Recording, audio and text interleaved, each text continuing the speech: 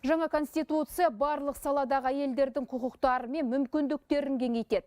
Елордада өткен сарапшылар клубының кеңейтілген отырысында Сенат төрағасы Мәулен Әшімбаев осылай деді. Жиын елдегі конституциялық реформа аясындағы гендерлік күн тәртібіне арналды.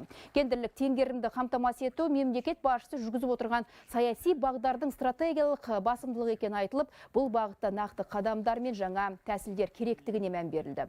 Мәулен Әшімбаев саясатта стратегиялық шешімдер қабылдау деңгейінде әйелдердің өкілдіктері әлі де арттыруды қажет ететініне алаңдаушылық білдірді. Осы жүйелі кедергілерді жою және гендерлік теңдікті қамтамасыз ету үшін инновациялық ынталандыру тетіктерін қалыптастыру қажет.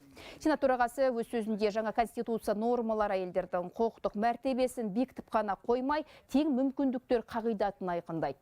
Азаматтардың қоғамдық өмірге қатысу тетіктерін күшейтеді деді. Сондай-ақ отбасылы, ана мен баланы қорғауды басты назарға алды.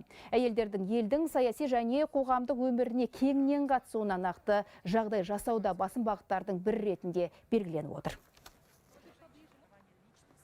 В целом нужно сказать, что в проекте Жаңа конституция жобасында реформалардың өзегінде адам, оның қадір қасиеті және гендерлік айырмашылыққа қарамастан тең даму құқығы тұрғанын көреміз. Бұл біздің саяси жүйеміздің кемелденгенінің белгісі. Әйелдер көшбасшылығы еліміз үшін қалыпты құбылысқа айналып келеді. Конституциялық нормалар барлық азаматтың құқықтары мен мүмкіндіктерінің теңдігін айқындайды, азаматтық белсенділік тетіктерін күшейтеді және ана мен отбасының қорғалуын қамтамасыз етеді. Мұның бәрі әйелдердің өз әлеуетін толық жүзеге асыруына, мемлекеттік басқаруға және қоғамның дамуына белсенді қатысуына қажетті берік негіз қалайды. Рассматривая сегодняшние новые реформы, елде болып жатқан реформаларды қарастыратын болсақ, ең маңызды мәселенің бірі жеке деректерді қорғау. Оның ішінде адам құқықтарын цифрлық кеңістікте қорғау деп айтуға болады. Бұл норма алғаш рет жаңа конституцияның мәтінінде болашақ 21-ші бапта көрініс тапқан. Бүгін біз жастардың, студенттердің, болашақ ғалымдардың, сонымен қатар әйелдердің цифрлық кеңістіктегі өз құқықтарын білу үшін көптеген жұмыстар жүргізіп жатырмыз.